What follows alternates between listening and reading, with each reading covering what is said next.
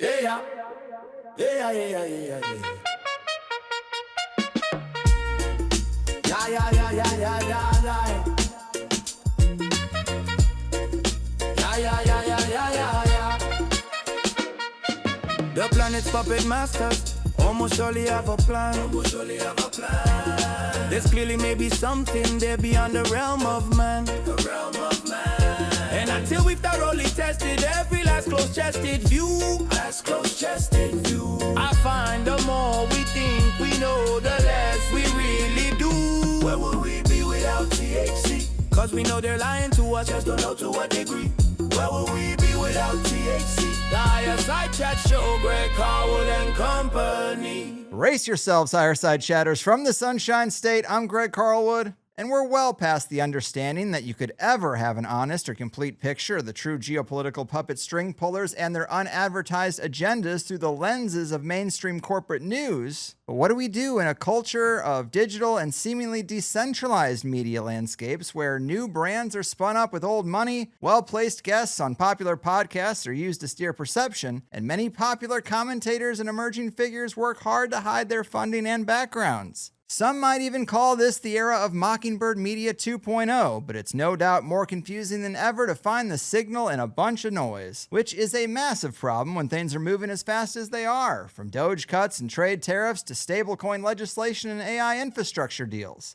I think it's safe to say that a lot of us are used to a much slower pace, and despite how optimistic some folks want to be, flooding the zone is a good way to hide what looks like an infrastructure overhaul that puts us much closer to the centralized and constantly surveilled digital control tech bro tyranny that we've been so concerned about. We need good sense makers for such a situation, and by God, would you believe it, we got them today. You might remember Jeremy Rothe-Kushel from an interview we did back in 2019 that went deep into the origins of Zionist movements, the creation of Israel, Robert Maxwell and the Promise software scandal, Epstein, Trump, the Clinton Foundation, and Israeli intelligence's massive advantage in the tech sector, and their infiltration of the U.S. critical infrastructure coming out of the Talpiot program. Well, today he returns alongside with his co-host on their podcast, The AnteDote, Greg McCarron. Together, they provide a 1-2 punch of truth and suss out the secret relationships of the international elite class you didn't even know were there. You can find their work at exposetheenemy.com and under The AnteDote on Patreon. We're going hard today, guys. The special relationship revealers, deep politics parsers, and anti-uppers extraordinaire, Jeremy and Greg and Jeremy, welcome to the Higher Side. How the hell are you, fellas? Doing really well. Thank you for having us on. Again, Greg. Appreciate it. Same here, and very appreciated. Yeah, this is going to be great. There's so many ways we could start. So much has changed since 2019, but Jeremy, you were way ahead of the game, even then, pointing out the Robert Maxwell stuff, showing the deep ties between the Clintons and Epstein and Trump. It's not an either-or situation, guys. It seems like they're all dirty. We talked about the Israeli Defense Force intelligence operation to co-opt critical infrastructure by giving out their software to other countries and placing their engineers in key positions internationally. And of course, COVID was a huge level jump in digital infrastructure and smart tracking, and some people are actually starting to become more aware of this stuff since the October 7th event and its aftermath, wondering why every politician is in lockstep with Israel, wondering why we need to involve ourselves at all, asking simple questions like, why are all the VPN companies that sponsor podcasts from Israel? Or why does it look like the Israeli Defense Force created Hamas as an opposition like the U.S. seemed to have created their own opposition groups in the Middle East? These are curious things, guys. It does seem like we're full on in a tech bro administration, and it's nice to see some people questioning things, but they still can be confusing. Given the content of our last conversation, Jeremy, where are you now with this stuff? What threads have you been researching the last couple of years? Well, I was thinking back on our first conversation and how it was the calm before this massive storm. And I think we spoke in maybe the first month of 2019, and later that year, Jeffrey Epstein would be arrested for the second time, end up in jail, awaiting trial, apparently suicide, whatever, we still don't exactly know. And then Ghislaine Maxwell was sort of somehow on the run in the United States, but actually living in a mansion up in New Hampshire. And she then gets arrested and tried, and she's now in prison. And then, of course, COVID was just coming in to effect in the end of 2019 into the beginning of 2020. And then Greg and I did a response to what was called the alleged response to COVID, where we talked about a new 3/11, because 3/11, March 11th, was the date that the international response was declared to COVID. And so usually what we seem to see is something very similar to what you described. Whenever someone's asking you to choose one side of a dialectic, COVID as the most dangerous thing, or do you choose the COVID vaccine as the most dangerous thing? Anytime you're getting stuck in these kinds of choices, you're almost always being brutalized, attempted to be brutalized by a weaponized dialectic. And so Greg and I have basically continued to evolve a deconstruction and an analysis of what we might call deep geopolitics that really works to make coherent, as you pointed out. Sense making is really crucial right now as we are bombarded with massive organized chaos, informational clamor, always at our fingertips. And so we're working to deconstruct weaponized dialectics and maybe to up the geometry of our logics in a certain way, at least add a third, maybe. The people say that if you want to figure out how to make people fight or how to divide someone within themselves, then create two sides. If you want to create a geometrical, let's say a logical object that has more potential stability, at least just add a third option to some extent. And so I would just finish up by saying it's everything almost always is both, and neither nor in Yes. terms of your options. I love that. That is a great way to set things up because, of course, everyone listening has their own kind of predetermined positioning on all sorts of things, and some of it will be disrupted. But to say out in front, like, hey, we think it's all bad, there's no worse and less worse, and it's just one big club and we aren't in it.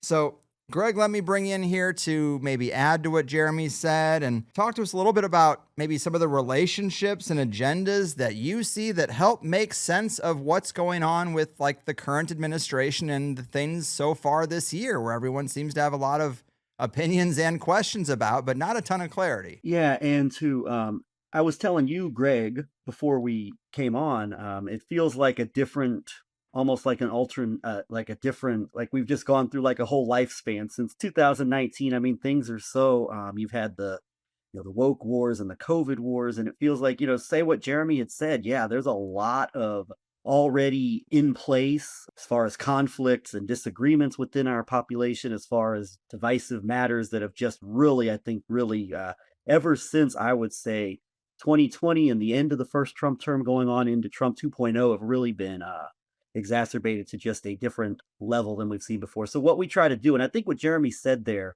neither nor, is very important because sometimes with our critiques geopolitics and of the state of things, as far as like some of the things we get into, like as far as maybe countries like Russia and Israel go, it can be, oh, well, you're just on like the American side or whatever. But like, we do make a point to try to be neither nor. Like we do not want to go back to the days of like we do not want to go back to the unipolar moment, as it's called, with like everything that comes with that, or the or maybe the state of geopolitics before like before MAGA and Trump and all this. But it's also to say that there are ways to look at these other than just like just a say a complete rejecting of anything that's seen as. So I think it's important to look further than just in the lens of you have to take sides like between like the between business as usual, U.S. politics, domestic, geopolitical, but then also just like a complete embracing of like this complete turning upside down aspects of the American state, the American experiment, as we call it, that we get deeper into like in our own private conversations, in addition to what we've been covering on our show. So I think neither nor is a very important principle, because sometimes it can be easy to say, well, you're just like, you're in this camp or that camp. And also things that we are talking about are certainly not really very much covered by other people that might fall into what would be called alternative conspiracy culture media. So we really do try to, in our way, fill our unique void. And anybody who says they have all the answers is lying to you. But at the very least, we have unique things we bring to the table, to say the least, I think. Yes, for sure. And in terms of the relationships that are kind of unadvertised, one of the big ones that you kind of mentioned there is the Russia-Israel relationship. And a big part of your work that I've been digesting this week is that you kind of say Russiagate was definitely not nothing. It's not a hoax, but it actually is a very cozy relationship between New York, Tel Aviv, and Moscow. It's not a question of, is Trump a Russian asset or an Israeli one? It seems like a little bit of unknown history is that Israel kind of did a Project Paperclip type of thing when the Soviet Union fell and brought in large amounts of Russian Jews to bolster up its militarized tech. And a lot of what we're seeing now makes a lot more sense when this less obvious love triangle is fleshed out. Is that fair to say? Yes. And one we work to do at the AnteDote is destigmatize and recontextualize deep politics. So what we call Trump Russia or the Russia collusion hoax, we called it 11/9 because that was the date that Trump was announced to be the elected president in 2016. And then we saw Michael Moore, whose agent in Hollywood, Ari Emanuel, the son of an Irgun Zionist terrorist, his brother being Rahm Emanuel, Obama's first chief of staff. And so we picked up on this thread that there was deep politics here because Michael Moore had actually done a film called Fahrenheit 9/11 and then made Fahrenheit 11/9. And the first film actually limited the hangout about another very obvious deep operation, 9/11, September 11th, which really launches the so-called new American century, which is really, if you listen to someone like Alexander Dugin, as we head into this question of Russia and Israel, Alexander Dugin is sometimes, controversialized or cartoonified as Putin's brain or as some kind of wacky philosopher. But he actually looks to be some kind of global strategic deception Russian military intelligence officer of some sort.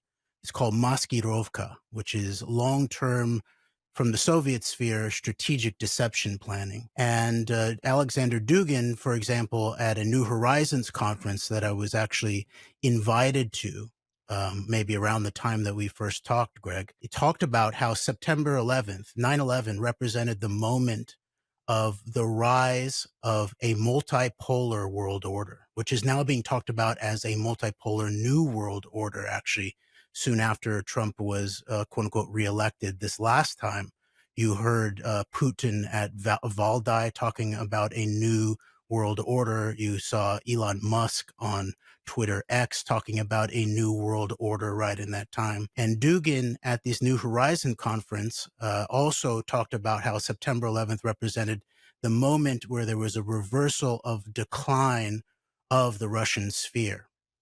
So just to finish up, yes, what we call the 11/9 operation was very Trump Russia. It goes decades back. The question that you pose, is Trump a Russian asset? Is Trump an Israeli asset? Yes, he's all of that and more.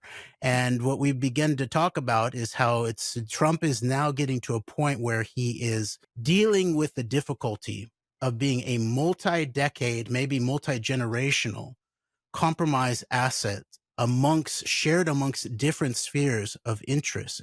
Some of them are domestic that include exactly what we were talking about, the tech bro monarchist types, the North American technate types, the Peter Thiel, through all of the Silicon Valley bros who are now totally inside of this administration and all that, but very Russian also. Trump was cultivated as a Russian asset since probably the late 70s, from around the time of his first marriage to Ivana Trump. And then through the 80s is when then the underside of the Russian deep state. And remember, these kinds of terms have been weaponized, but they have actual coherent meanings. Deep state means on the top, you have the national security operations, especially the covert arms of intelligence, usually. And on the bottom, you then have what we call black economy, mob economy, sometimes oligarchs. And we see that even in the American context, such as like the super mob, Gus Russo's book about how the Jewish mobsters went legit and ultimately became the now sort of current oligarchs who have their names on institutions across the United States, including at the highest levels of the academy and hospitals, people like Les Wexner and the rest of the mega group and all those types. But in finishing up in terms of Russia-Israel, the other event that we, did not talk about in terms of since we last spoke about was obviously October 7th. And then what we've seen in this escalating and seemingly endlessly constructed war of terror on Gaza with obvious genocidal intent behind it, at least in terms of attempting to destroy the coherence and possibility of the Palestinian nation and the Palestinian people, at least in part, including an ethnic cleansing operation. And so a lot of people don't usually point out, October 7th was a present. It was a gift of some sort. It was obviously a gift to Benjamin Netanyahu and his Israeli regime, because as he told Douglas Murray, I've always wanted to do exactly what we're doing in Gaza, but I couldn't have gotten my own people behind me, let alone the rest of the world, if not for Hamas did on October 7th, which he then, Netanyahu told Dr. Phil, he said was incredible, was the phrase that he actually used. But the other person that October 7th was a gift to, literally, was Vladimir Putin, because October 7th was his birthday. And so we can discuss the relationship of Putin and Netanyahu, the relationship of the deep geopolitics, the weaponized dialectics of Israel-Palestine, Netanyahu's regime, Hamas, Putin, Netanyahu. But this is very much an orchestrated and long-term dialectic that goes even way back before the massive influence of Jewish Russian immigrants into Israel around the beginning of the so-called fall of the Soviet Union, but actually maybe goes back to before the beginning of the Israeli state. Oh, yeah, it is a tangled web, and I know you've done lengthy series on all of these things. So if you were talking to someone who said, well, look, man, you speak well, but I just don't see this relationship between Russia and Israel. I don't see this relationship between Netanyahu and Putin and Trump. Where is it? You say it goes back a long time, maybe with Trump to the 70s. And that is something you brought up last time that I thought was really great, is talking about how Epstein, obviously seemingly an Israeli asset, Epstein and Trump were actually battling it out, trying to one-up each other a lot in the New York scene, in the real estate scene. And now, 5 years later, there's this talk that, well, the big falling out was he was taking employees out of Mar-a-Lago, and there was some real estate deal. I've been hearing about this where Epstein maybe told Trump about an available property, and Trump just kind of swooped in there and took it, and that was a big issue. But I understand Russian oligarchs are involved in that as well. So I guess, yeah, just to summarize, tell us more about this relationship. What are some of the big things you would hit if you didn't have a whole lot of time, but you were trying to convince someone, hey, you need to look more into this, even though it's unadvertised? Well, just in closing the loop on this important point that you just brought up in terms of Trump Epstein, it's said to have broken down because Trump is some kind of moral whistleblower of some sort and found out what Epstein was doing and decided to go call him to account with the local authorities, rather than having been probably at that point already a decade and a half one of Epstein's closest partners, especially in the New York, Manhattan sphere, which is where the allegations from the early 90s, 1994, I believe, by the pseudonymous Katie Johnson came out during 2016, during the escalation of the 2016 campaign, where she, I believe, under oath, credibly accused Trump and Epstein of raping her when she was a 13-year-old girl. She doesn't allege this happened on the island or on the Lolita Express or down in Florida, but at the Les Wexner supplied Epstein brownstone in Manhattan, which now the next door brownstone is I believe, still owned by Howard Lutnick, who is Oh, at the highest levels of the Trump, I'll call it a regime. But this very specific moment that you talk about, and then I'll pass it over to Greg in terms of the actual history of the breakdown of the relationship between Trump and Epstein, did happen largely because, as Trump now said, he stole one of my employees, Virginia Giuffre, in that case. And just so not that it was a problem of what Epstein was actually doing or any of that, but just that that Epstein stole Trump's worker or something like that. What kind of worker? That's another question. But even behind that is this question of this real estate down in Florida, a key property right on the coast. It was formerly actually owned by Les Wexner, Abe Gossman, I think. And Trump really wanted this. Trump was in a difficult state, actually, in terms of his finances. And so he elbowed Epstein out. And I don't know the background of like whether, he was told by Epstein about this property and that's what made it personal, or Epstein felt like he was undermined by Trump. But it does look like Trump threw Epstein under the bus in order to gain access to this property at a very good price. And now it's just very recently come out that there are allegations that this Russian sphere oligarch who ultimately purchases the property from Trump, more than doubling his money at a crucial moment, Bribolovlev, who's a fertilizer oligarch who works in the Russian and Ukrainian spheres, and who, by the way, was in the back wall, sitting behind the table at this first round of alleged peace conversations that Trump held just directly with the Russians, cutting out the Ukrainians entirely from their own fate in the very beginning. And Rybolovlev is in the room. And Rybolovlev is this fertilizer oligarch who purchased the property from Trump, more than doubling his money.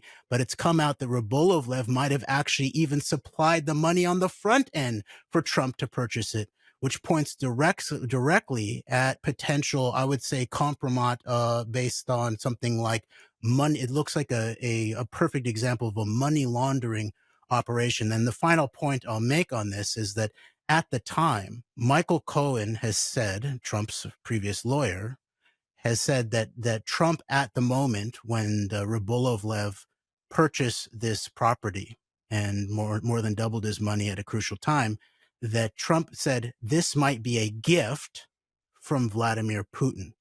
All right. And so what you can see there is the architecture, the sublayer of obvious geopolitical potential compromat directly from the Russian sphere. Now, Rybolovlev, again, is not just some kind of random Russian-sounding guy with a lot of money.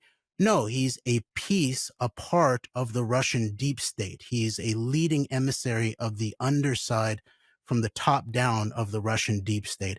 And Trump saw his intervention in a positive way in his own economic crisis at that moment as a gift from Putin. So that's Trump himself, as disclosed by Michael Cohen.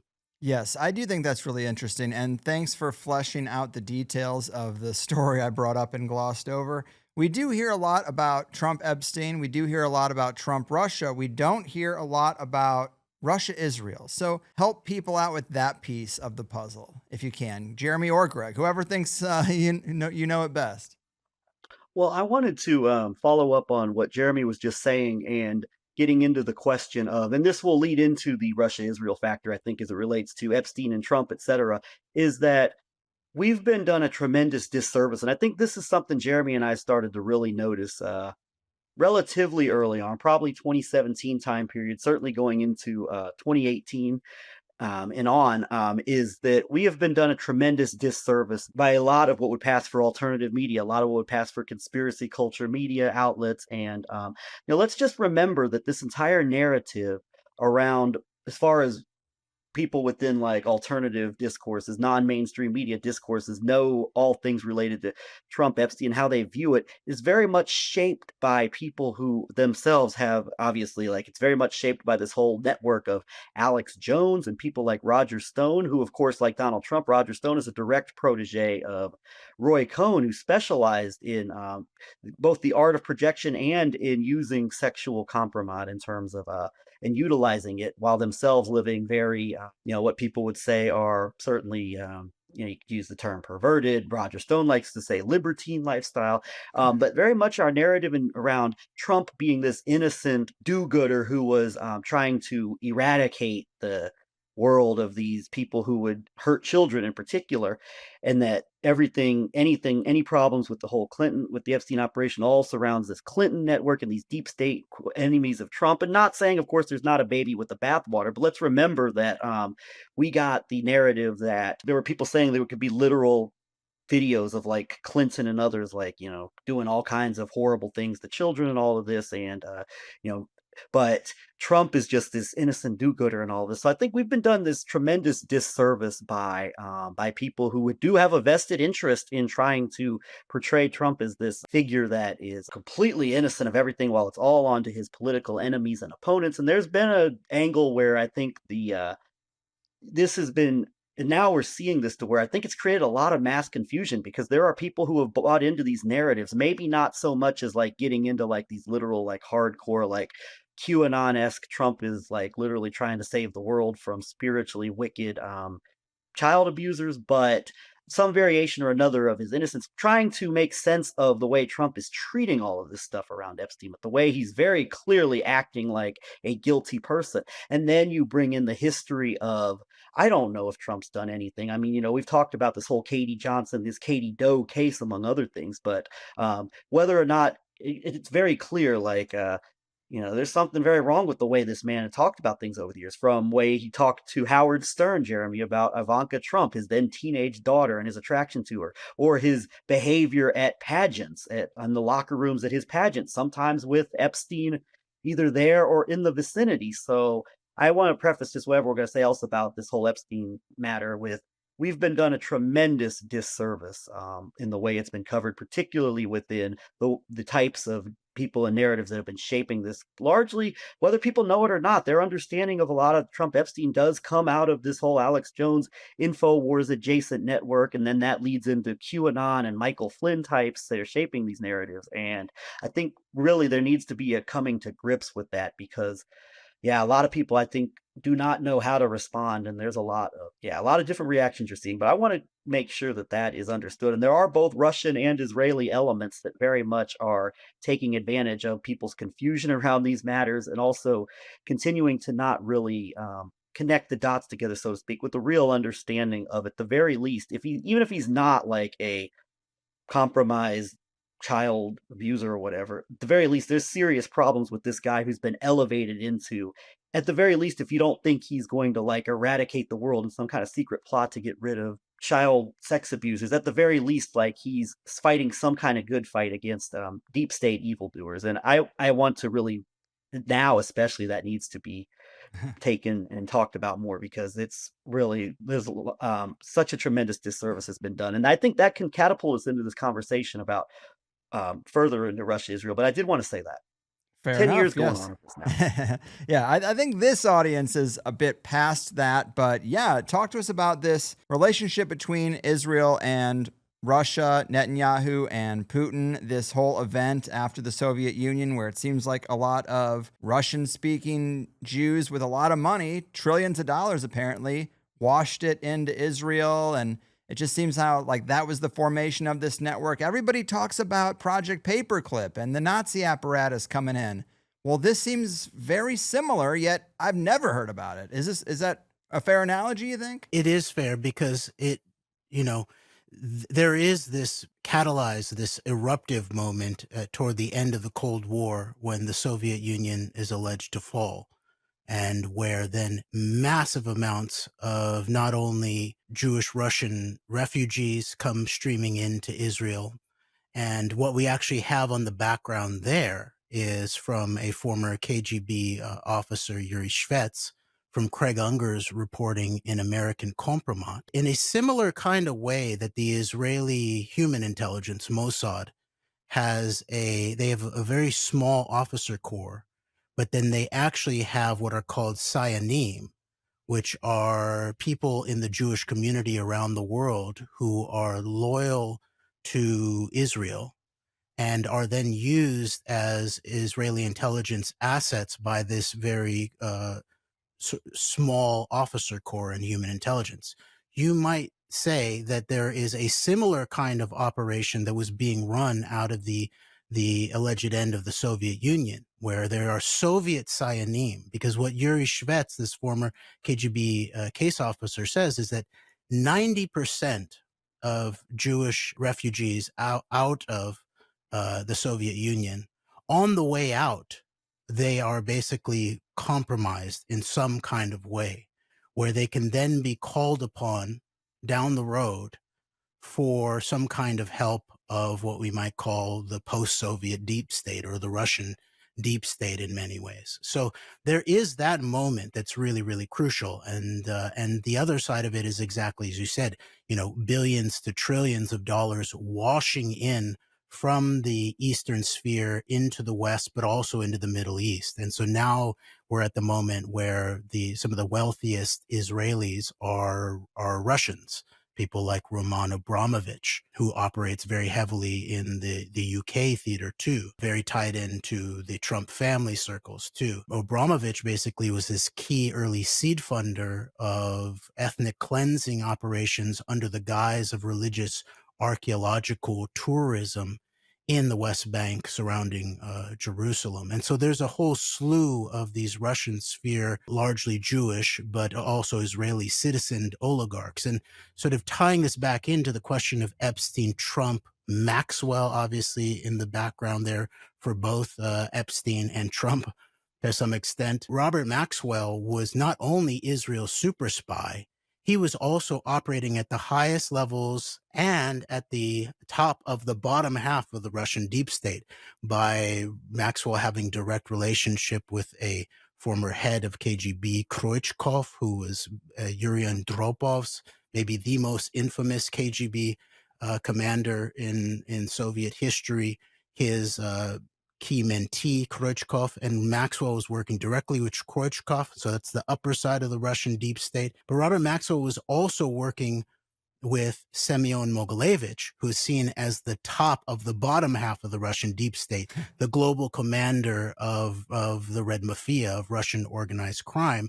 And one of the things that Robert Maxwell facilitated or gave to Mogilevich was not just Maxwell's knowledge of setting up financial instruments and front companies all around the world, as he had large experience in doing, that he taught Mogilevich. But he also it looks like he was the one who facilitated Mogilevich and some of his associates and henchmen to gain Israeli citizenship. And as we've just seen recently with another, by the way, Russian-speaking Israeli, the head of the Israeli Cyber Defense Division, Tom Davidovich, I think that's his last name, who was just apparently arrested in Las Vegas by a joint task force for allegedly attempting to procure what he thought was an underage girl via the internet, and then was sent back to Israel, but a Russian speaker. And so there's this, this well-known thing now that Israel has become not only a military garrison warfare state, but also a potential criminal outpost that criminals, whether potential pedophiles or financial criminals, or even people who truck and barter in cyber weaponry that has been sanctioned by the U.S. Treasury Department, for example, last year, can flee to or take refuge in or stand behind the walls in order to evade the long arm of justice. And so a lot of this goes back through not only the end of the Soviet Union, but it actually goes back to the very beginning of Israel, and is very resonant with what you talked about, the potential, a Soviet parallel to Operation Paperclip, but also on a global scale. And what we've seen recently too, is that even at the origins of what we see of the Israeli state, such as the King David Hotel bombing, many people will recognize that the King David Hotel bombing might have been the crucial event, terrorist, some might call it military targeting of some sort, that targeted this key British installation. It was a key British intelligence installation at King David Hotel.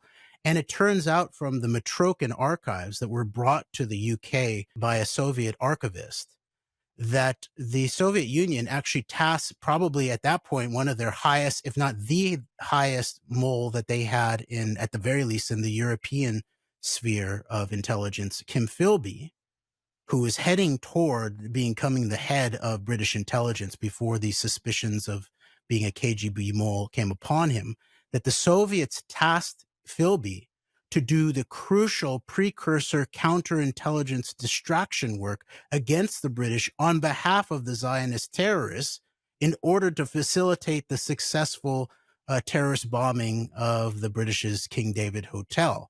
So this then begins to point out the architecture of a long-term generation of a strategy of tension or a weaponized geopolitical dialectics that the Soviets appear to have been involved in actually potentially helping establish the origins of what we now know as the Israel-Palestine conflict. And to this day, it appears that they have deep influence. Now, in this case, it's the Kremlin, the Russian government, has deep influence and deep relationships at the commanding heights of both the alleged Palestinian so-called leadership groups, whether it's the sort of former PLO, now known as the Palestinian Authority in the West Bank, or in relationship to Hamas in Gaza, and a very direct and very deep relationship that Putin and Netanyahu have had, especially during the entirety virtually of the 21st century.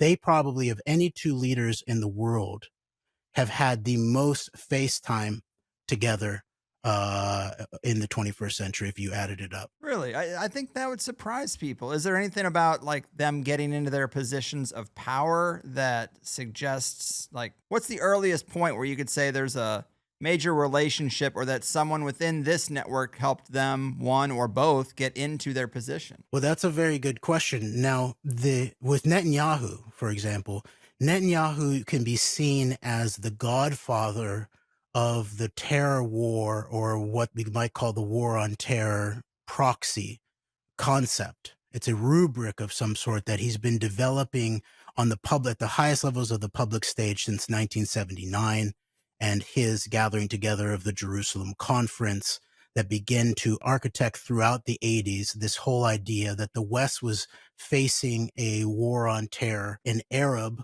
primarily, but also sort of begin to hint at a Muslim terrorist problem that was not just Israel's, but was the entirety of the West. And then Netanyahu is then in 1996 actually brought into the highest levels of Israeli power for the first time to become prime minister by this crucial American Jewish Republican, closeted, by the way, godfather of dirty politics, Arthur Finkelstein.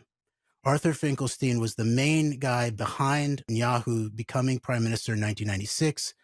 Finkelstein also then becomes the key Republican operative to mainline Trump into the RNC at a time when people were very finicky, including people like Lindsey Graham, who have now become all-out alleged allies of Trump, back when Lindsey Graham was saying, if we embrace Trump, then we will we will be destroyed as a party, and it will be deservedly so. This is the time when Arthur Finkelstein is helping then mainline Trump into the RNC. Arthur Finkelstein also helped Viktor Orban in Hungary come to power on the back of these similar kinds of narrative warfares around George Soros is the globalist New World Order boogeyman, and that's the entire story. And anyone who George Soros is against is on the good side, including George Soros being against the Iraq War, really. So that's a piece of that. So there is this background in terms of Netanyahu coming to power, and Orban specifically represents this key figure that represents the European middle axis point between Netanyahu's Israel and Putin's Russia. Now, then we would then have to talk about how did Vladimir Putin really ascend to power, meaning he became prime minister of Russia, but he hadn't yet fully grasped his power until the Moscow bombings of 1999. which now at this point appear to be notoriously known amongst at least the older generation in Russia and amongst a lot of Western intellectuals to have been some kind of domestic deep state Russian false flag operation run very likely by a combination of the FSB and the GRU being their military intelligence services, FSB being their more state security, domestic kind of security services. And so then, of course, 2 years later, boom goes 9/11, which is now becoming notoriously known that Netanyahu had a very similar so-called reaction to September 11th as he did to October 7th. He thought it was incredible. He thought it was very good for Israel, especially in terms of the relationship with the United States, especially in terms of the massive launching of the global war on terror. So I would say it's these 3 years, basically, 99, 2000, and 2001, that you can see the major launching of the global war on terror, which catapult people like Putin and Netanyahu into the commanding heights of global power. And the last thing I'll point out is that similarly to after September 11th in the United States, where we had an entire new, department created, Department of Homeland Security, heavily Israeli modeled, if not run, penetrated, that's now become probably one of the largest militaries in the world, especially after Trump's so-called Big Beautiful Bill, DHS and ICE and all of that. That's a very major domestic army that has major Israeli background to it. The same way that we got the Patriot Act, and then we launched foreign wars. So Putin did the very similar kind of thing after his own 9/11, the Moscow apartment bombings in 1999. He solidified his domestic political power.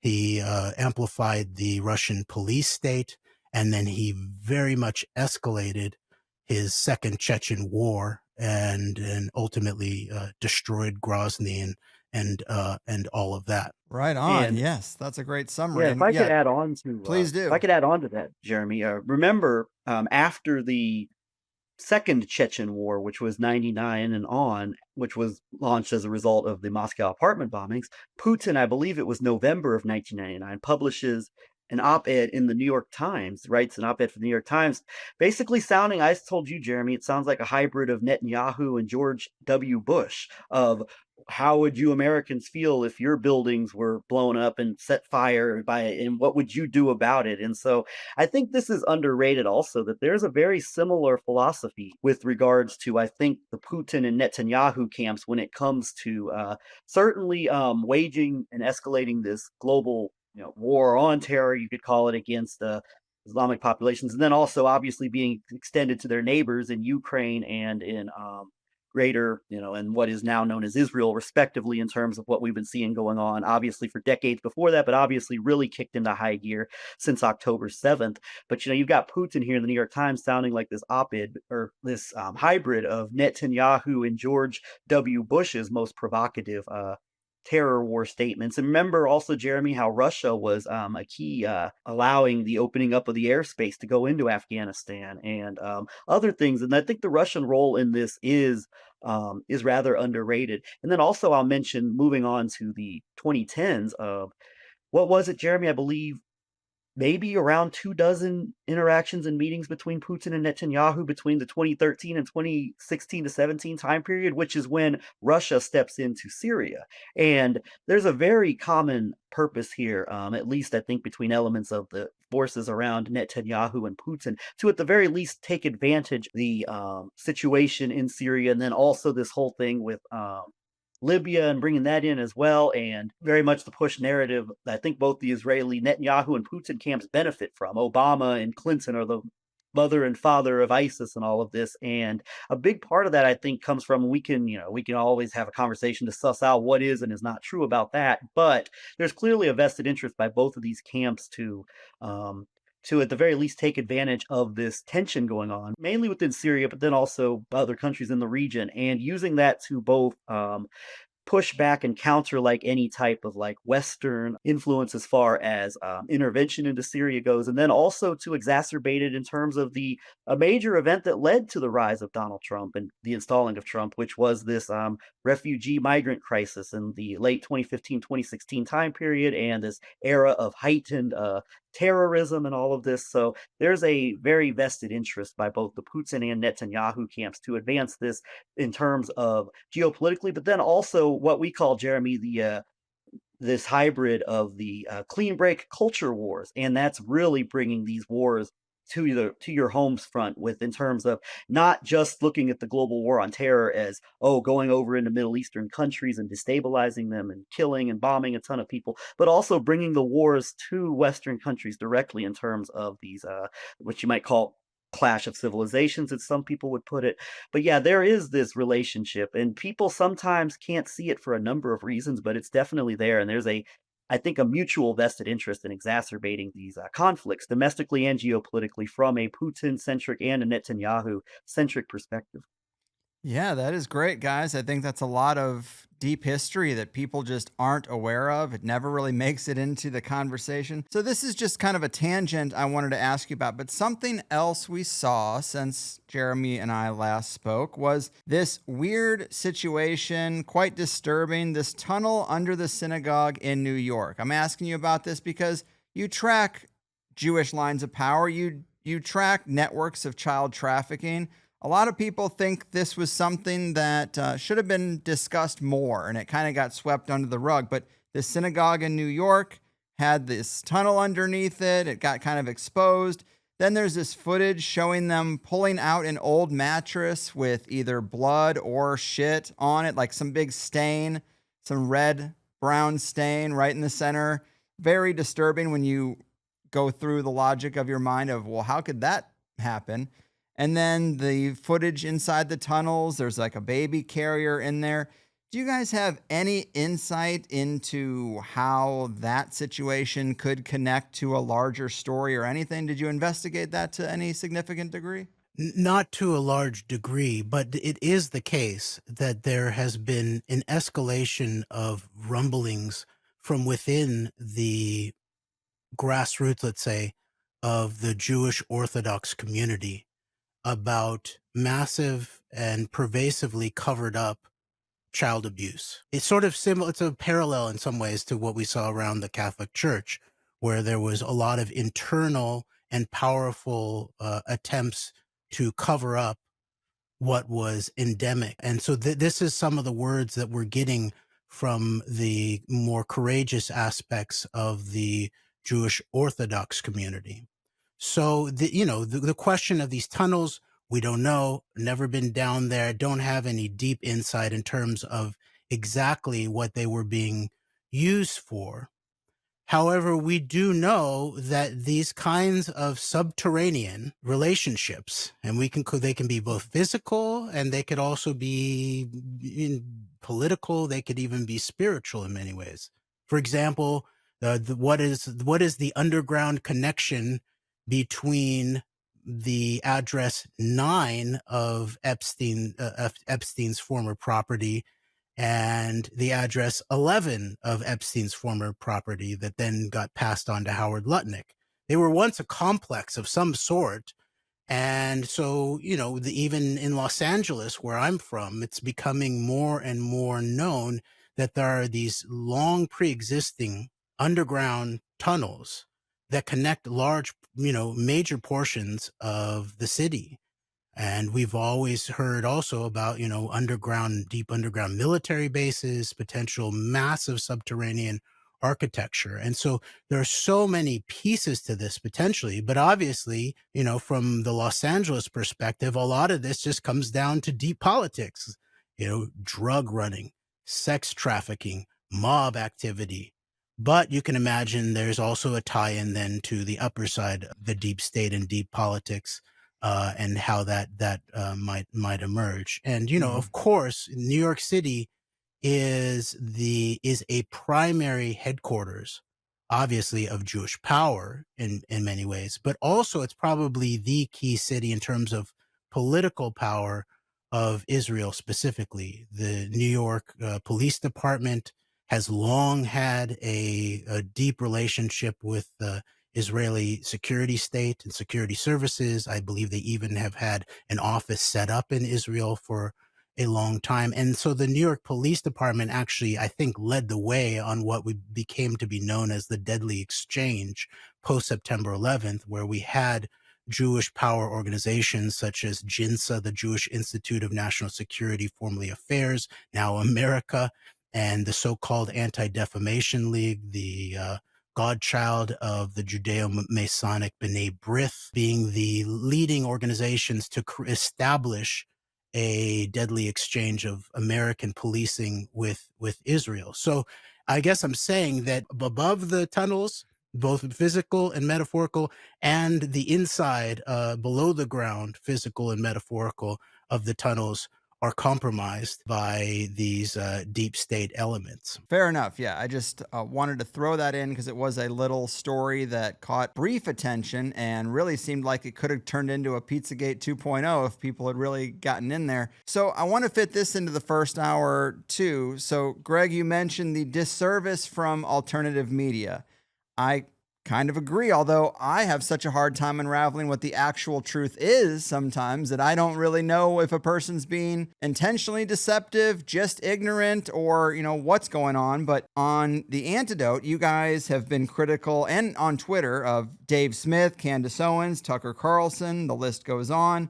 Well, some of these names are very critical of Israel. They're calling the situation in Gaza a genocide.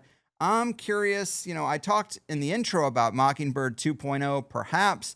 What do you think's going on in alternative media? Which organizations do you see as definitely fronts for the network? And who do you think are some of the big red flags that you would advise people to probably think twice about? Yeah, that's a great question. And indeed we have, it's very interesting, the particular names you mentioned, we could go into Candace Owens, and or just other names. I think the way I view these Candace Owens, Tucker Carlson type, Steve Bannon in recent years has really gotten into this being very critical of Netanyahu and of Israeli influence over American politics and certainly over foreign policy. You've got all of these people have been, to varying degrees or another, proponents of elements of what we would call this hybrid of terror and culture war, Jeremy. And I'd say they all certainly serve as this whole thing with a culture to this day. Candace Owens goes from Daily Wire employee Ben Shapiro employee to this major critic. But I think the way that they go about it is it's all still being done in the way that I think figures into this bigger symmetry between these Netanyahu and Putin areas around them of and certain influence and operations between them of still advancing these same narratives. I would say, let's remember, Stephen Bannon, who also has his own very serious Epstein questions when it comes to these hours of tapes that he recorded with Epstein, where he was said to be coaching and almost rehabilitating Epstein's PR image in what I think took place in the months and the year or so leading up before Epstein's death, with whatever happened there with his whatever happened there that weekend we were at the Iowa State Fair, Jeremy. Sure. Whatever happened there with Epstein, and he's now remember, Steve Bannon was the head of Breitbart, which is this website that was made in America, conceived in Israel. And we've always talked about this article, Jeremy, with the photo of Benjamin Netanyahu sitting at the table in Jerusalem with Andrew Breitbart and Jim Hoft of the Gateway Pundit, another very interesting figure to say the least. And I believe Larry Soloff, who was Breitbart's, I think, best friend and business partner. And he's the CEO of Breitbart to this day. And that article was published with this photo on the day of the launching of the Breitbart Jerusalem branch, which was headed by Aaron Klein, who was I believe he was a WorldNet Daily, very much pushing the Obama terrorist narrative and all of this, which very much is beneficial to, I'd say, certainly out of a very Israeli, not just Israeli, but a very hard line, pro-settlement, get rid of the Palestinians by whatever way we have to in order to make way for what we want, network of people. And I see these people, and you could throw Tucker Carlson in here too. Remember, some of us still remember when Tucker Carlson was an apologist for the Iraq War on CNN, and maybe this is an example of a broken clock being right twice a day, but Jon Stewart calling him out on his acquiescence to the Bush administration all the way back in 2003, 2004. And now, you've had all of these rebrandings. And it's not to say people can have legitimate, genuine rebrandings, but I would say that all of these people are still, and Jeremy, you can follow up on this if you want, advancing these. Any criticism of what we're seeing going on now in terms of Israeli influence and all this, it's always in this same, I think, what makes up this whole dynamic of this mutual joint benefiting from these pushing of this, what we call the clean break terror culture wars, and how they're being utilized domestically and internationally. So that's part of where I come from with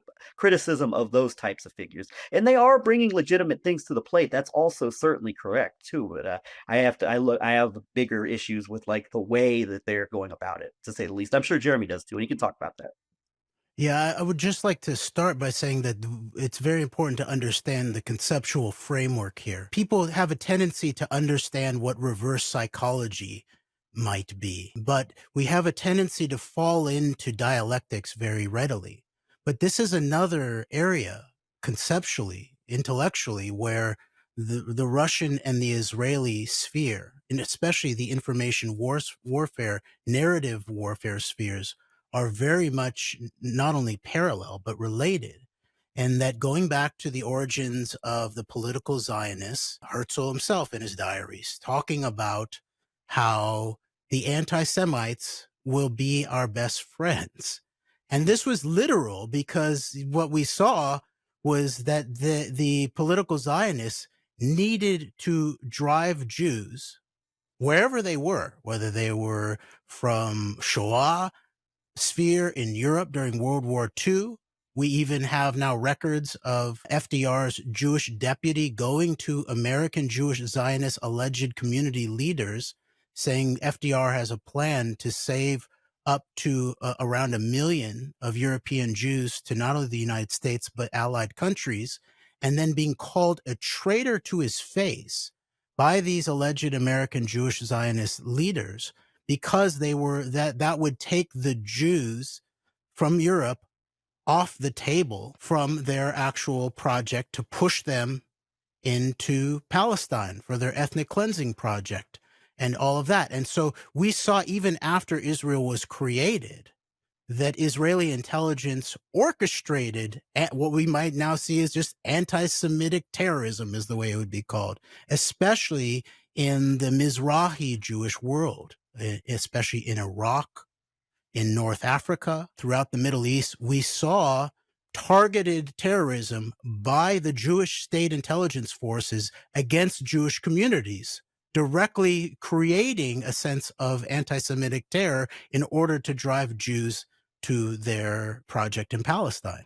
So we see this has become very obvious to anybody who's done any research about the background of political Zionism, that at the same time as you have the alleged king of the Jews, Netanyahu, proclaiming to be the greatest defender of Jews worldwide, he represents an actual deep political network that also was very likely involved in the death and destruction of Jews in their own local and regional communities, including, I would say, on up through things like September 11th, which was done at the epicenter of the American Jewish homelands to some extent, in terms of Lower Manhattan and close to Brooklyn and all of that. And a few hundred Jews were killed on September 11th. And then Netanyahu basically danced on their graves the next day in the New York Times by calling it basically very good, or at least it will generate immediate sympathy and all of that, while then using it as a way to browbeat the American Congress and generate a hindbrain fear toward his clean break wars led by the United States in the Middle East. But the same kind of dialectic, weaponized dialectic, exists in the previous Soviet and Russian sphere, where you have what you might call the pro-Semitic and the anti-Semitic almost always in total parallel. And it goes on, even Putin himself. Remember this infamous moment after the 2016 American elections, where he basically said, if Russia was involved, it was sort of echoing what Trump had said. This could be anybody who was hacking in the United States or doing influence operations on our elections. It could be a guy in his basement or something like that. And Putin said, these might not even be ethnic Russians, is what he was saying. These could be Jews or something like that. And a lot has been made in the so-called alternative media to prop up Putin as some kind of anti-New World Order leader of the axis of resistance or something like that, by talking about the way that he basically disciplined, imprisoned, expelled a handful of Jewish Russian oligarchs. Okay, that is the case. But meanwhile, and after that, he basically just disciplined the Russian deep state and facilitated the usage of many other Russian Jewish oligarchs to serve the larger Russian deep state. And then in terms of Jewish community life, Putin has made a direct relationship and has helped catalyze, I would call, the most, reactionary of organized political Judaism, which would be the Chabad-Lubavitch movement. And so now, whereas Russian Jewish life was a little bit more diverse in certain ways, in a similar kind of way that American Jewish life is fairly diverse in terms of the different kinds of Judaism that different American Jews may be associated with or practice. Russia was sort of similarly diverse in a certain way. And now we're at the point of where Chabad Lubavitch is almost the totality of Jewish life in Russia. And Putin has a very close relationship with these Jewish alleged leaders.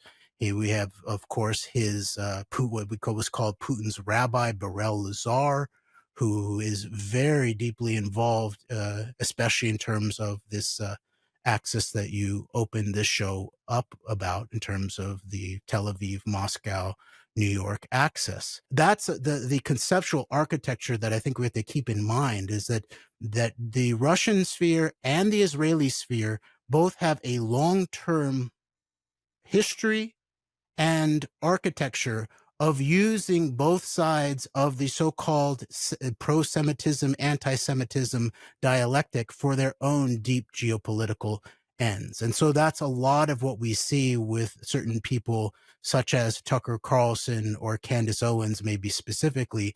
They're very, very Russian sphere. And so as they turn from the commanding heights of Zionist media power in many ways and begin to turn publicly against Israel, watch especially in terms of how that is related to their obscuring of the facts around the multipolar world order or the Russian sphere, and how those almost are inverted in a certain way. And then you can begin to sort of pick up on the deeper geopolitics of why you might have people beginning to come out and heavily criticize, in often very legitimate ways, the Israeli massacre of Palestinians, the Israeli domination of American geopolitics, and all of that, but doing it in a way that also seems to serve Russian multipolar world order, deep geopolitical interests in a larger informational structure. And one real quick follow-up, I think a person that could be seen as maybe instructive, Jeremy, and you would agree with me on this, I think, would be the figure of Jackson Hinkle. Jackson Hinkle is somebody that, he's self-described MAGA communist. I think that's how he describes himself. And interesting, like, he was really boosted and propped up on the post-Elon Twitter, now X algorithms, post-October 7th as like this leading critic of Netanyahu and Israel. You'd see him everywhere. But before October 7th, he was talking about how, like, Netanyahu is good for the multipolar world order and all of this. So I think that's an instructive one, would be the figure of a Jackson Hinkle. I haven't kept up with him in a little bit, but I know like what he was doing in the aftermath of October 7th and how it in some ways kind of differed from his attitude toward things before that, when he was boosted big time by these, social media. And he really took off in terms of being like a quote unquote thought leader in terms of, hey, I'm the guy on the front lines of criticizing the Zionist project and what it's doing. Yeah, interesting. Yeah, it seems like they throw people out there, they light a fire, they see if it catches, and if it doesn't, they're like, all right, you're out. You didn't catch fire. We gave you every opportunity. We put you in front of all the screens, and you didn't click. So maybe he's one of those guys. But yeah, they're always throwing new people at us and trying to compromise us and trying to find that sweet spot where we actually trust again. And they're good at exploiting it, no doubt. So to go back to the idea of this shadow network, I mean, you're pretty good at mapping out connections people don't really think about or know about very often. This whole idea of like bringing the Jews back to Israel, I guess I'm just curious. I want to know the history and all that stuff because I really just want to understand the goals and motivations. Like it always kind of depends on, in the conspiracy world, who you put at that apex of the pyramid. Different people put a different group there, Freemasons, all kinds of different groups. And then you can reverse engineer, well, what would they be motivated by? But I guess I would ask you guys, what do you think the primary goal of the big, if there's a hierarchy, the highest level of this network, what really motivates them? Is it just a power quest? Is it something deeper, like some kind of weird religious motivation or a genetic motivation or something philosophical? Is it just power for power's sake? Help me out here in terms of like, why even do this? Why move people around on the board? What do you really care? Oh, go if you have a thought, Jeremy. But I was just I was thinking real quick about this.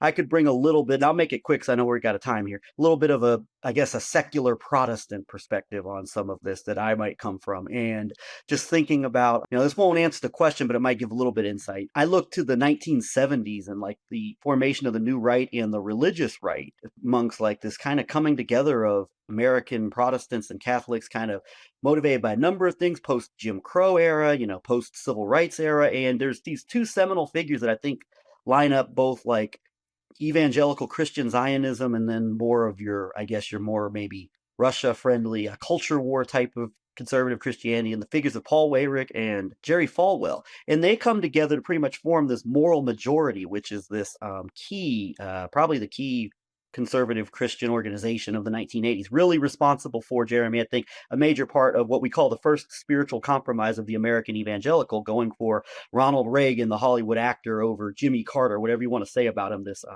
ordained minister and Sunday school teacher.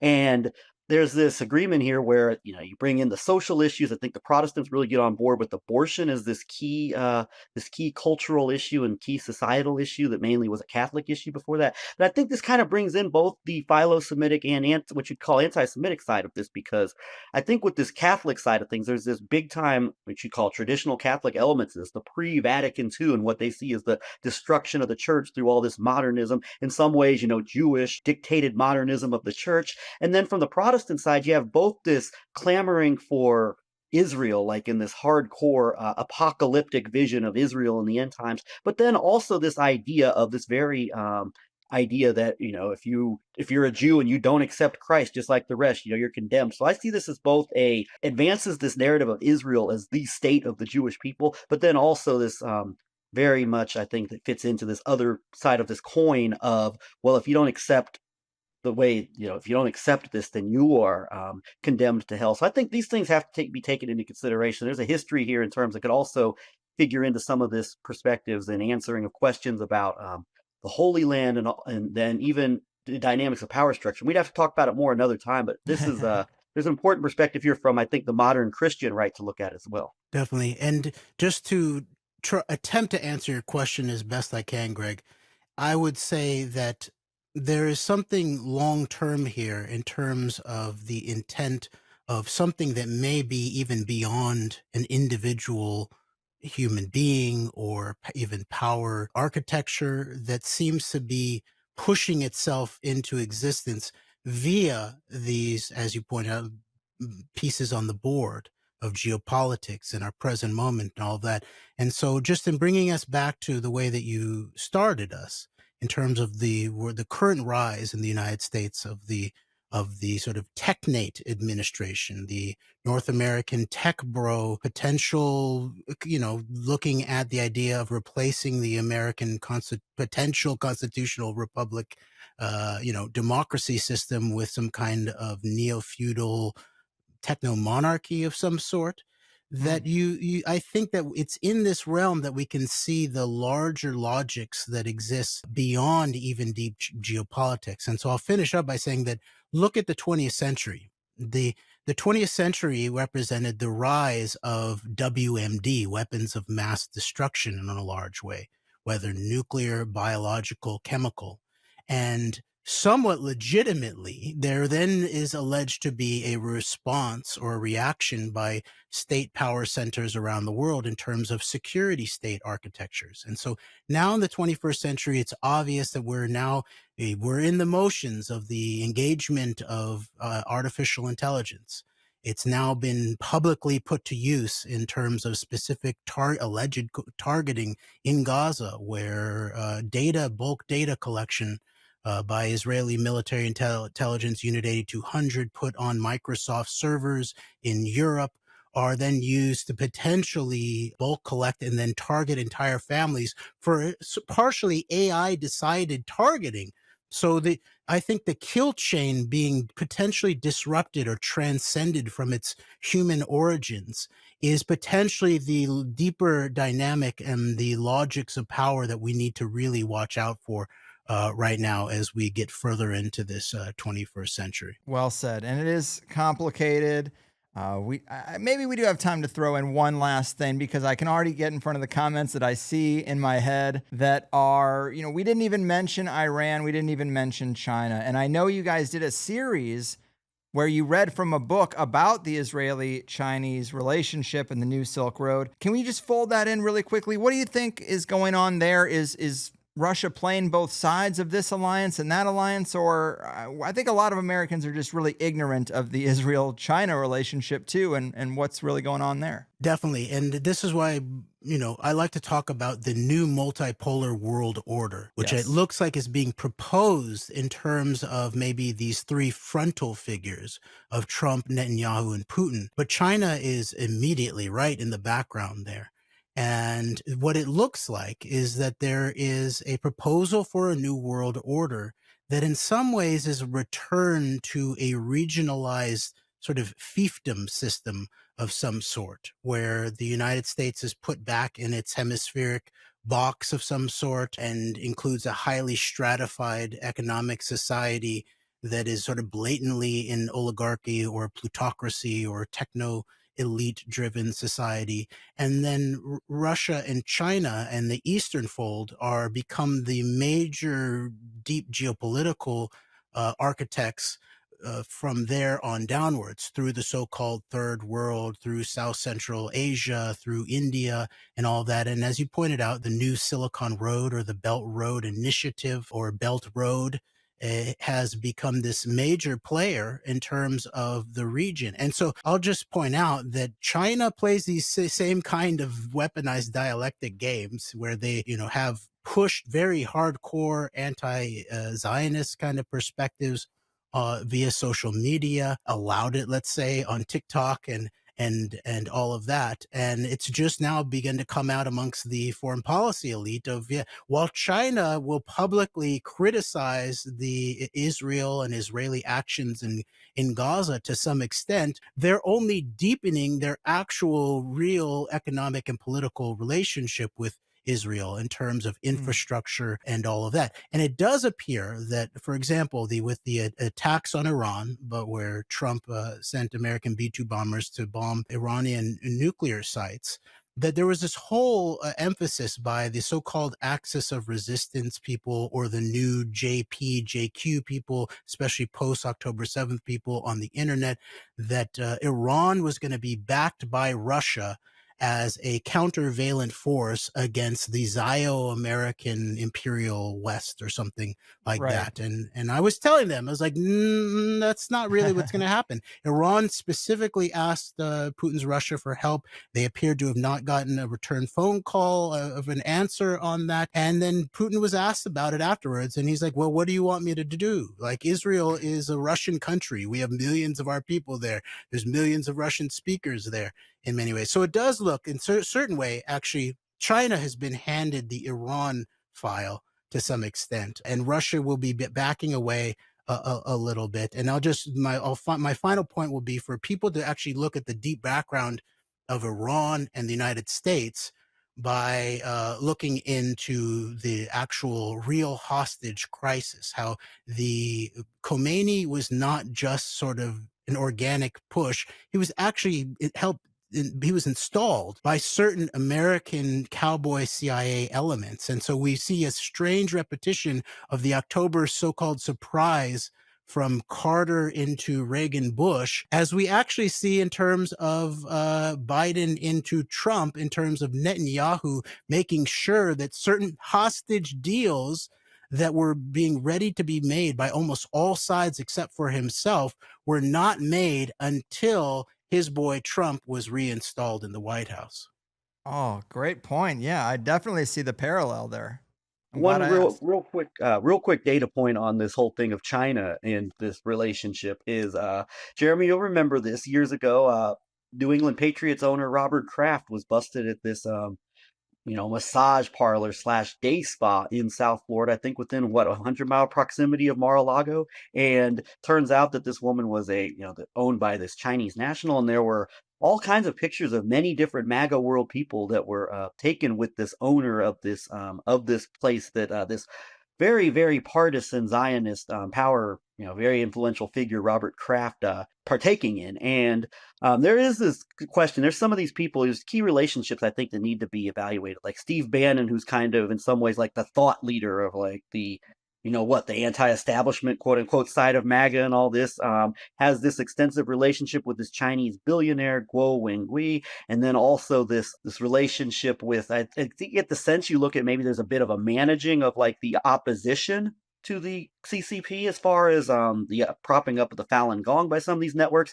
And then also, Jeremy, who is the guy who's helping to put in place some of the infrastructure for the surveillance side of domestic Chinese operations as far as the Uyghur population goes? It's Eric Prince, a power broker, as far as his family and his familial connections to this Christian, organized elements of Christian Zionism and apocalyptic Christian Zionism. Eric Prince has been helping to spearhead this whole elements of the Belt Road Initiative, and then also the domestic infrastructure as far as the crackdowns on domestically in China goes. So I think those are important. And then one more thing is the history of the Los Alamos laboratory. You go back to the 90s, and figures such as the Epstein-connected energy secretary under Bill Clinton, Bill Richardson, and events that went on there in the 90s leading up into 9/11. That was part of, obviously, what was covered in the book Seeds of Fire, which is what we analyzed that you mentioned, Greg. And so those are, I think, data points to take into consideration. Yeah, the rabbit hole does go deep, and there's many, many layers to it. And I think I'm left with even more questions than I started with today, but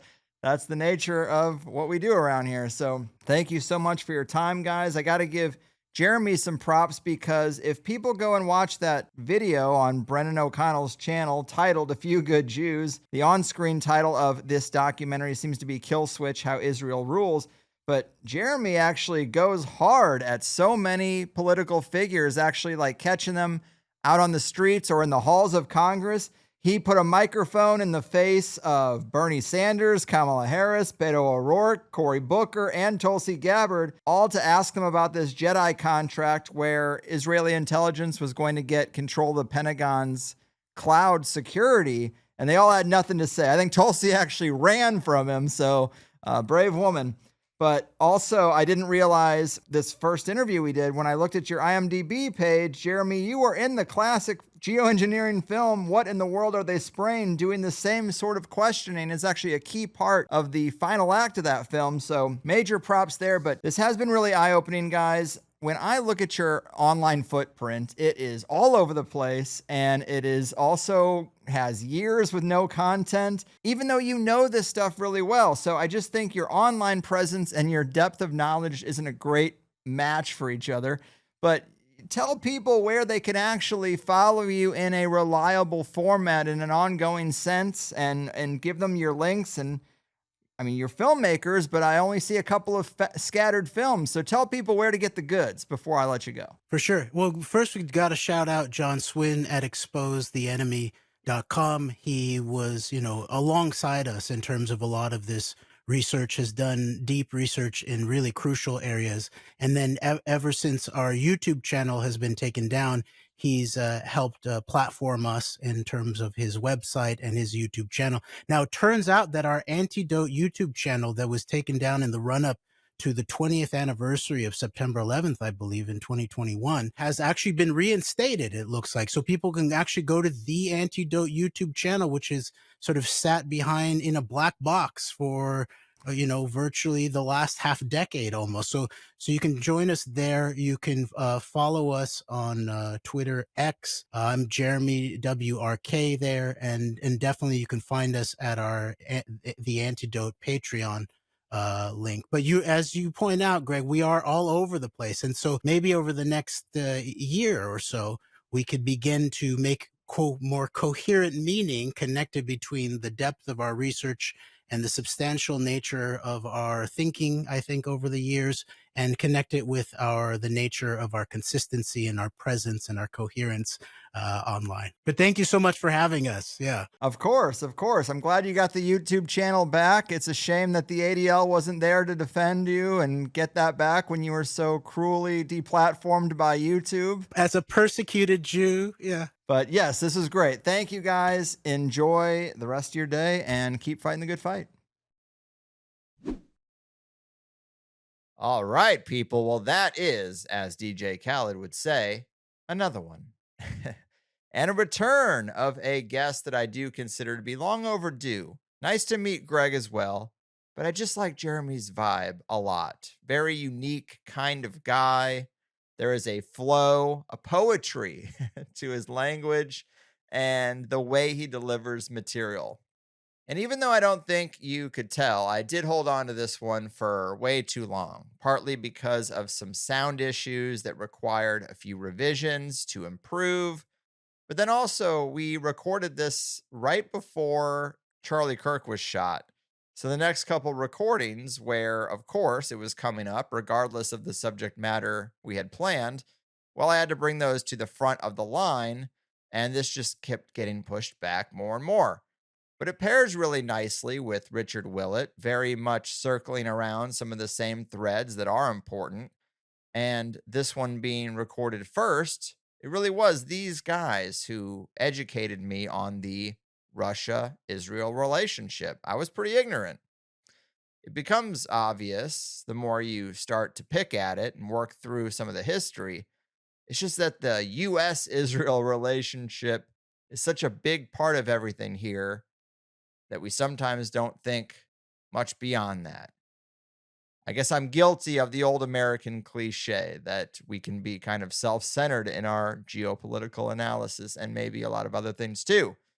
But it was nice stuff to go over. And when you learn the details about the Israel-Russia relationship, and then you have the U.S.-Russia situation framed as us being opposing forces, you really do start scratching your head because the logic breaks down and it seems more like a simulated opposition, which most of us know, I'm aware, but it's just another layer of evidence to support what oftentimes is kind of more of a hunch, let's say. But I like these guys. I wish they were a bit more consistent and frequent with their show. Jeremy in particular has done so many things I mentioned there at the end that I think he should be more popular for, questioning all those politicians firsthand in person, being so key in the film What in the World Are They Spraying? I mean, when I prep for a show, I'm pretty savvy at finding the work a person has done, and these guys kind of elude me because it's not all in one place, and even the show they put out is from someone else's website, kind of. It's just a shame that they haven't seen more popularity because they've got the hard part down, which is being interesting and knowledgeable and having unique things to say. The user-friendly digital infrastructure with some measure of consistency is what I think anybody can do. I did think they brought up a pretty interesting point about COVID, though, that it does fall into the dialectic situation. And I know for myself that because I didn't get the shot, I kind of downplay the fact that I did get COVID, whatever that means. But it does mean something. I guess if I had to rank choice what I think COVID was, it would go probably at the top engineered virus, low-level bioweapon intentionally released. Then, electrical sickness, as described in The Invisible Rainbow, that they knew would happen as they installed a new level jump in the EMF infrastructure with 5G. But also, just saying it was 5G, that's a big thing people say to dismiss the argument. But just look around. There is definitely a new density of roadside mega towers. And I think that it's likely a factor, if not a cause. And then below that, where, I think it just people go a little far, is saying that it was the literal flu and that there never really was anything but a campaign of fear through the media. That just doesn't match my experience because I wasn't afraid and I got it. Loss of smell and all that. My daughter got it. She was 2. She didn't even know what COVID was. She didn't know you could get sick at that point in her life. And I just don't think that I was psyoped into manifesting symptoms, nor was she. But I don't rule it out entirely. It's just probably the lowest of those 3 ranked choices.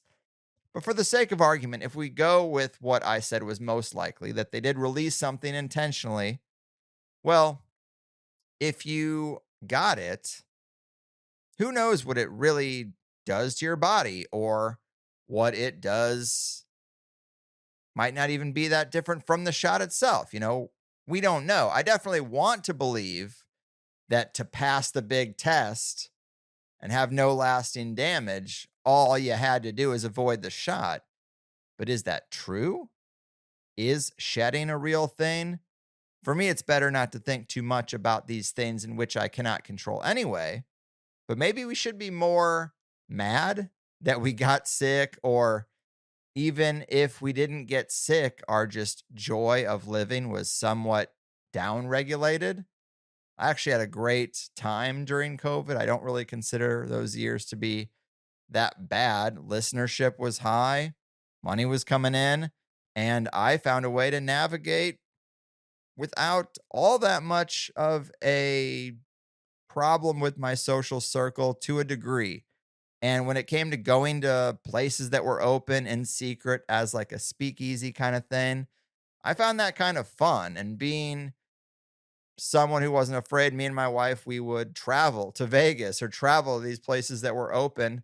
And it was a little bit of an adventure. I don't know. But that's also when we bought our first local cow from a local rancher and did a meat draft in my backyard. That was fun. So just this idea that, well, if you got COVID, you were definitely psyoped and scared into it. Who knows what's going on at the deeper levels of the self, but I just didn't feel that. So they didn't get me in that sort of way, really. And with the shot, of course, I avoided it. The only consequence for me was a couple of missed concerts that I was pretty okay with anyway. Although I will never forgive They Might Be Giants. I was a huge fan, and they would write about such unique things in their songs. And even though their music has an upbeat tempo, there is a downer, darkness, macabre nature to the lyrics, and I just loved them. I was a big fan. The Statue Got Me High, I Palindrome I, Dig My Grave, I Should Be Allowed to Think, Dr. Worm, come on, good stuff. But now they just write songs for kids like Science is Real and Demand Vaccines for Shows, and they turned out to be very typical NPR New York liberal dorks. But oh well. What I'm saying is, I agree that some of us might have had some blind spots over the COVID era, and that maybe we do fall into the dialectic of COVID versus vax, and that could cloud our vision of the situation, maybe just ever so slightly sometimes. Something to think about. But overall, good episode, I would say. That clearly wasn't the meat of the show, but as you know, there was a second hour and always is a second hour to all these interviews I do for Plus members. And this one, we got into alternative media and the Jewish question, the Jewish-Christian relationship, dichotomy, and power dynamics there, the crossroads of comedy and victimhood, we could say. And that is a good example of seeing where this show is a little bit dated, because the comedy world really has been turning on the Austin comedy scene and the Rogan sphere. And it was kicked off with these Mark Maron comments on Bad Friends. And this was recorded kind of right when that interview initially happened. And speaking of dialectics, it does seem like so many people are taking sides in that conflict if you're a comedy fan. I actually think they're both right. The Austin comedy scene is not that cool, and Mark Maron is also a very predictable New York NPR liberal. Probably would get along great with the They Might Be Giants guys. So I actually agree with some of Maron's critiques, but I just know that it comes from such a politically motivated place that I have to roll my eyes. And if there was any part of this interview where we did kind of get hung up on a thing, it would be a little of the back and forth on the trans stuff, which is always disappointing because it gets too much airtime already. But it was part of that Maron comment, so it came up. And I do think trans people are fine and not under attack and aren't losing rights. And that this culture of making them feel that way, which is largely, in my opinion, exaggerated and hyped up, is actually coming from their own party. It's an engineered vibe that isn't really there. I see plenty of trans people working at Starbucks and Target and all across retail and service industries, and they certainly don't seem like they have any problems expressing themselves however they want to. And that's great. To me, it's just like a thing where if you tell people they're coming to get you, then you can activate them politically to be more engaged and feel like they have to be a Democrat with a capital D because the redcoats are coming. I'm sure everybody's different, but whatever is going on in your mind, I think the real world experience of any American is that mostly everything is fine and nobody should really have any reason to feel unsafe day to day, at least right now. Maybe a storm is coming, but the sun is shining brightly today, unless you're in inner city Chicago or something like that. You know, nothing is perfect all the time, but for most people listening to a podcast, I think you're going through your days and it's okay, despite how fearful the media wants you to feel. Anyway, that was most of the stuff in the Plus show, but also we got a little deeper into Epstein-Maxwell and their takes on that and how it folds in, and more in terms of what to expect going forward with their deep geopolitical analysis. Really good stuff. I think they offer unique perspectives, and that Talpiot show that we did with Jeremy years ago still stands out as unique to me. And AI and the current tech infrastructure administration whole thing really only highlights the importance of paying more attention to where our software comes from, whose software is controlling what infrastructure, who's doing what with all the data. And speaking of which, I actually heard a pretty wild claim recently that Palantir already had a database on most Americans, and that database was integrated into the hospital system. So when COVID first happened, they actually already had determined certain protocols for certain people. And this gets pretty scary because you could say if they thought you were a dissident or a troublemaker of some kind, that's where you would go into the remdesivir category, you'd go into the intubation category and probably never come out. It's interesting.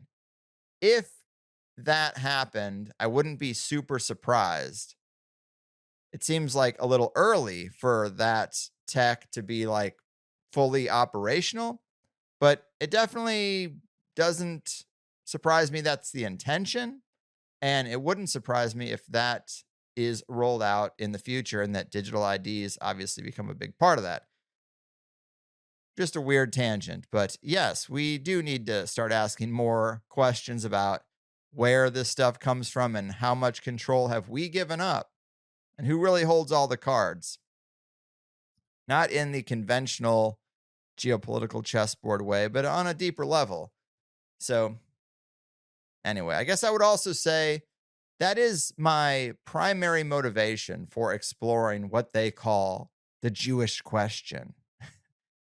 I don't fault anyone for the random skin or random country and culture that they're born into. We can all adapt and change.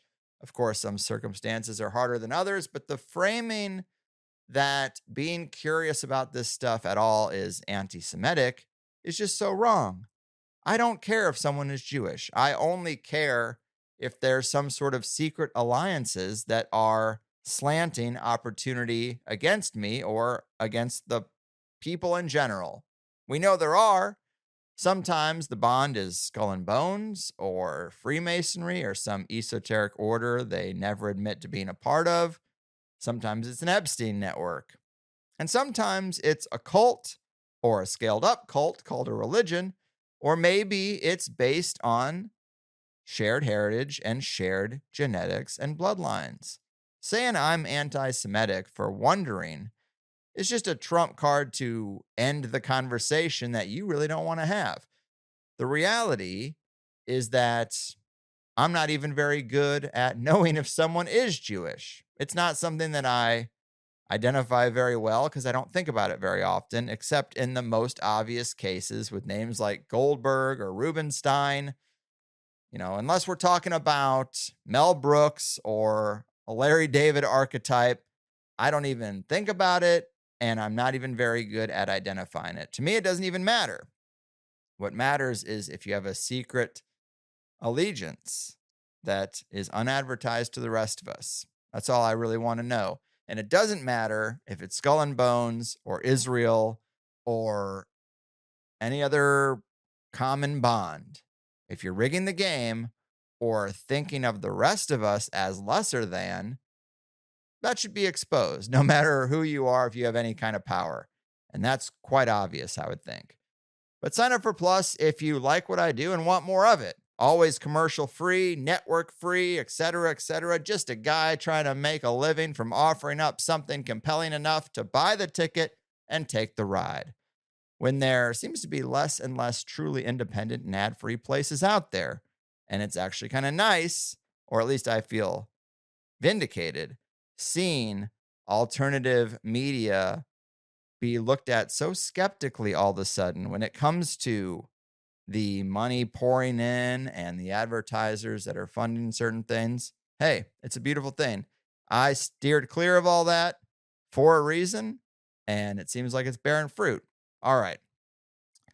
In higher side news, I think this episode will be the launch of the new email system for the TV tier. The show should arrive right there, embedded in an email, and you can just press play. No logging in or anything like that. We might be waiting one more show. I didn't get clarity before I started this wrap up, and now we're in it. So we will see. It's coming very soon, though. It's a nice feature. It really cuts down on the friction of password protected content, which is always my goal. Have it be secure enough for me to make a living, but as convenient as possible for you. Anyway, I've been rambling a while, so let's keep this moving. The last episode with RamX, it's got a 4.6, which is very good, very good. But the Plus comments are far more mixed, and I will say to them that I understand the mixed feelings because the content is unique, and he did present some strange, unexpected, unique data, but it wasn't clear enough how he arrived at those results. He initially told me that it came from the secret cipher of the Euphonauts, so I dug out the book and dug out the ciphers from inside of it and put them up on the screen behind me.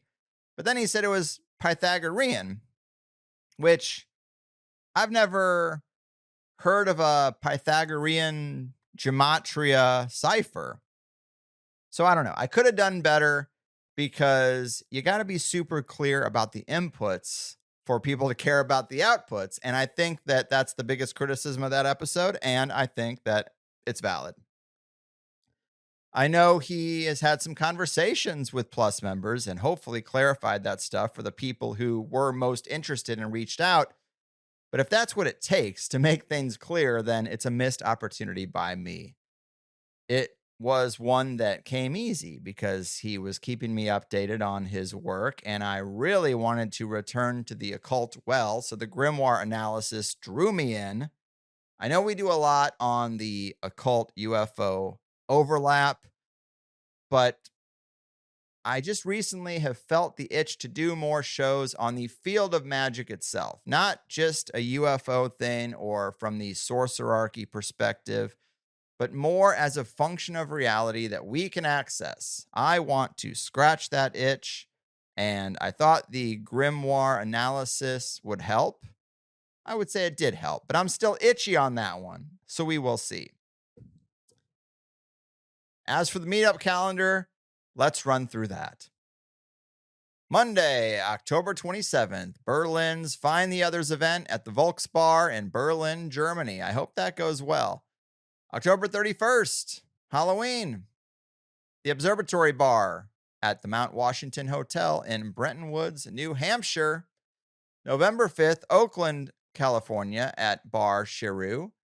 November 6th, Rancho Santa Margarita, California at the Laguna Beach Beer Company. November 7th, Coppertail Brewing, Tampa, Florida.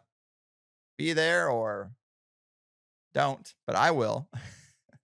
November 8th, Woodstock, Virginia at the Woodstock Brew House. And November 10th, Eden Terrace, Auckland, New Zealand, Gail Brath's Ale House. Love to see it.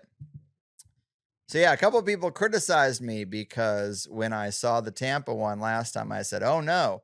And that's just because my plate is pretty full. And I immediately, when I see that, think, well, I gotta go. So it just feels like another thing to put on the calendar. It's fine. I am really going to try to go to the Tampa meetup. It is in the evening, which is the hardest time when you have little kids. I've been talking to a couple of people that I met at the last one and kept in touch with, and I think they're going to go too. So it'll be nice. And speaking of the last event here in Tampa, I doubt this person is listening, but I met someone last time. I believe they were in college as an archaeologist, some sort of Graham Hancock adjacent, younger, Dryas, enthusiast, alternative history sort of field.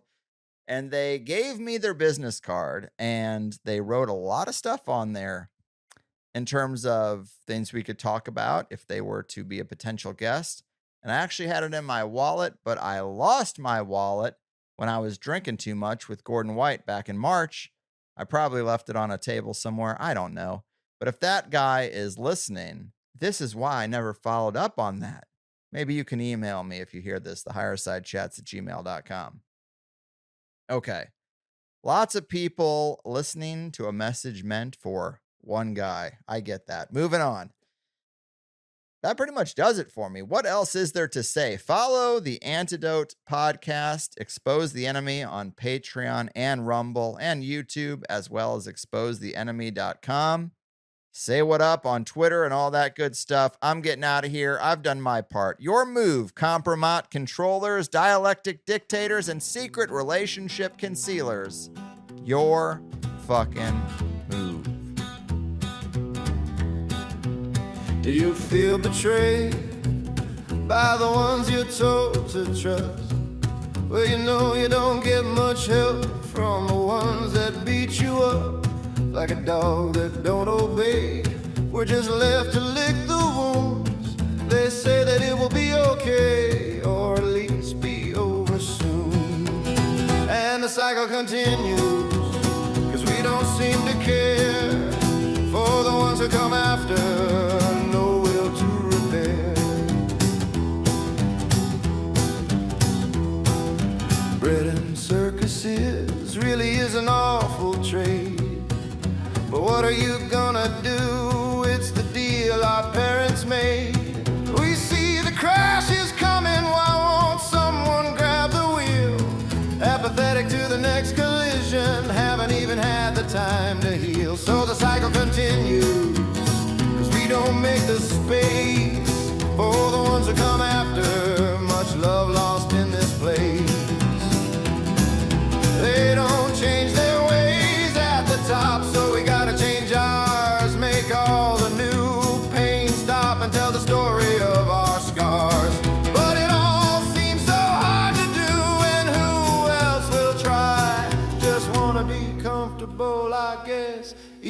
eager to believe the lies. So the cycle continues, 'cause it's all about me.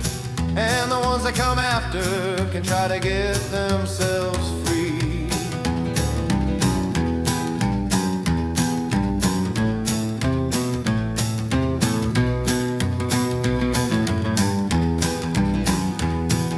We always have the numbers, we never have the drive. We sometimes have the mindset right, rarely tempted to thrive. Too much weighing us down, no motivation to hunt. Hard to truly go for the win. So again we punt, and the cycle continues.